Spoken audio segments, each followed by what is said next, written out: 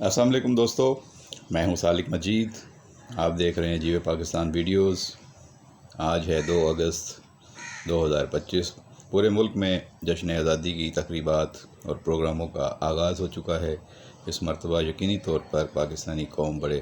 فخر کے ساتھ اپنا یوم آزادی کا مہینہ منانے جا رہی ہے، اور اس کی تقریبات اور جشن بھی بڑے پیمانے پر ہو رہا ہے۔ ظاہر ہے کیوں نہ ہو، پورے ملک میں ایک عید کا سماں ہے، کیونکہ ہم نے اس سال ایک جنگ جیتی ہے، وہ بھی اپنے درینہ دشمن سے،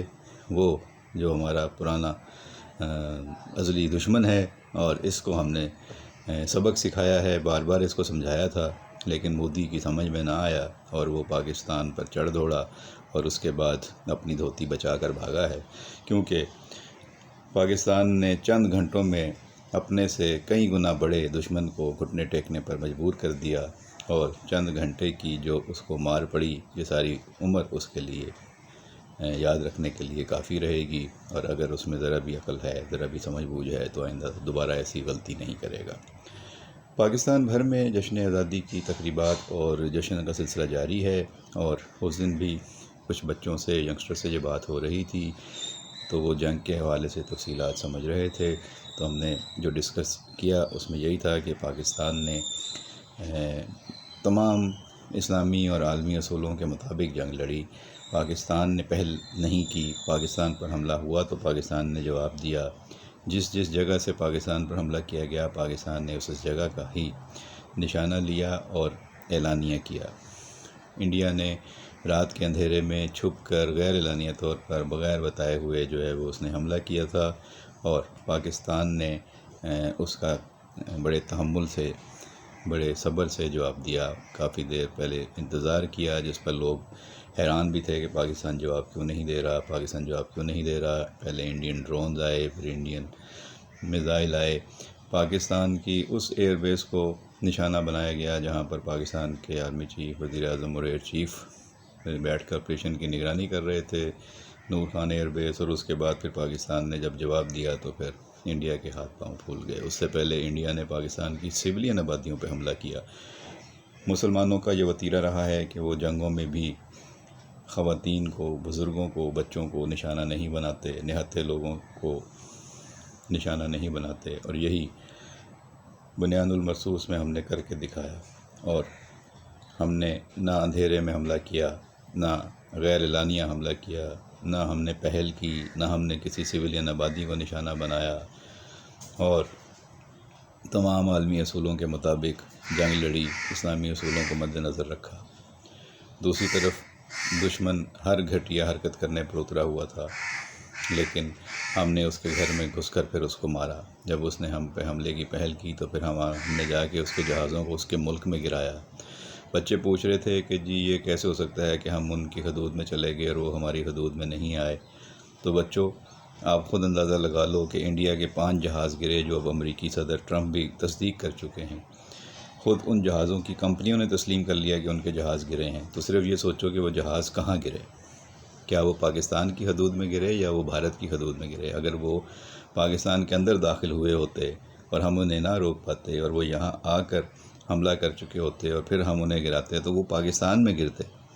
لیکن وہ پاکستان میں تو نہیں گرے، وہ تو انڈین حدود میں، انڈین علاقوں میں گرے۔ اس کا مطلب ہے کہ ہم نے ان کو وہاں پہ جا کر ان کو مارا، اور ان کے بہت سارے چیزوں کو ہم نے بلاک کیا، آنے نہیں دیا، اور وہ ہمارے لیے جو ہے وہ ایک ایسا حربہ تھا، ایسا کامیاب حکمت عملی تھی کہ اس پر انڈیا حیران رہ گیا، بلکہ پوری دنیا حیران ہے کہ پاکستان نے کیسے یہ جنگ لڑی اور کیسے جیتی، اور کیسے اپنے سے اتنے کئی گنا طاقتور بڑے دشمن کو کیسے گھٹنے ٹیکنے پر مجبور کیا۔ تو یہ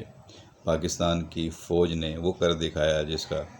عام لوگوں کو کبھی بھی اندازہ نہیں تھا۔ فوج کو اور فوج کے معاملات سے باخبر لوگوں کو تو یہ اندازہ تھا کہ پاکستان اپنے دفاع میں بہت چوکس ہے، مضبوط ہے، اور کبھی بھی پاکستانی قوم کو شرمندہ نہیں ہونے دے گی ہماری فوج۔ لیکن بعض ہمارے وہ لوگ جو ان چیزوں سے واقف نہیں تھے یا کو کسی دشمن کے پروپیگنڈے کا شکار تھے یا اس کے اثر میں تھے، وہ سمجھتے تھے کہ شاید ہماری فوج جو ہے وہ اب لڑنے کے قابل نہیں رہی، یہ صرف ڈی ایچ اے کی ہاؤسنگ سوسائٹیوں میں بنگلے لے رہے ہیں، زمینیں لے رہے ہیں اور کاروبار کر رہے ہیں، اور ان کے حوالے سے جو باتیں آتی تھیں تو لوگوں کا تاثر یہ بنتا جا رہا تھا کہ شاید فوج جو ہے اس کو مزے لگ گئے ہیں اور وہ فوج کے خلاف ہر طرح کی باتیں کرتے تھے، پروپیگنڈا کرتے تھے۔ لیکن اللہ کا لاکھ لاکھ شکر ہے کہ ہماری فوج نے اس آزمائش اور امتحان میں پاکستان کو سرخرو کیا، دشمن کے دان کھٹے کیے اور دشمن کو ایسی شرمناک، ایسی عبرتناک شکست سے دوچار کیا کہ اب وہ 100 بار سوچے گا کہ اسے ایسی حرکت دوبارہ کرنی ہے یا نہیں، کیونکہ یہ کوئی فلم نہیں تھی، یہ حقیقی جنگ تھی اور پاکستان نے اس جنگ میں شاندار طریقے سے کامیابی حاصل کی۔ ٹیکنالوجی میں بھی انڈیا ہم سے آگے تھا، عددی طور پر بھی، اور وہ کئی وسائل کے لحاظ سے بھی ہم سے آگے تھا۔ جدید ترین اس کے پاس میزائلز تھے۔ آپ جیسے استعمال کرتے ہیں نا موبائل فون، تو آپ کے پاس اگر کوئی پرانا موبائل ہے اور دوسرے کے پاس کوئی نیا موبائل ہے تو اس کے فیچرز میں کتنا فرق ہے آپ خود اس سے اندازہ لگا سکتے ہیں۔ جب آپ کوئی کمپیوٹر استعمال کرتے ہیں، اگر آپ کے پاس کوئی پرانے دور کا کمپیوٹر ہے اور دوسرے کے پاس زیادہ جدید دور کا کمپیوٹر ہے، تو آپ خود سمجھ لیں اس کی سپیڈ کیسی ہوگی، اس کے فنکشن کیسے ہوں گے۔ لیکن ہم نے کم وسائل کے باوجود پرانی جنریشنز کے ساتھ اپنے ہتھیاروں کو بہترین طریقے سے استعمال کیا اور شاندار نتائج حاصل کیے۔ یہ ہماری مہارت تھی، یہ ہماری صلاحیت تھی، یہ ہماری فوج کا جذبہ تھا، جس نے کبھی بھی پاکستان کو وسائل کی کمی کا جو ہے رونا نہیں رویا، اور ہمیشہ جو ہے دستیاب وسائل کے ساتھ بہترین دفاع کی تیاری کی، اور پاکستان نے جو کر دکھایا وہ دنیا کی بڑی بڑی طاقتیں حیران ہو گئیں۔ اس لیے ہمارا جشن بنتا ہے۔ لوگ پوچھ رہے ہیں نا جی کس بات کا جشن منا رہے ہیں؟ جشن اسی بات کا منا رہے ہیں کہ ہم نے دنیا کو بتا دیا ہے کہ ہم کم وسائل کے باوجود اپنے سے کئی گنا بڑے دشمن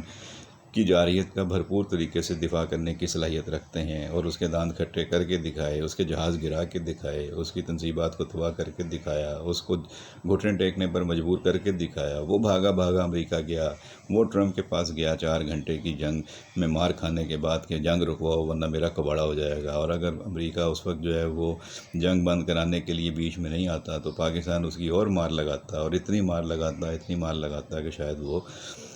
اس کے کئی شہر اور اس کی کئی تنصیبات ختم ہو جاتی۔ لیکن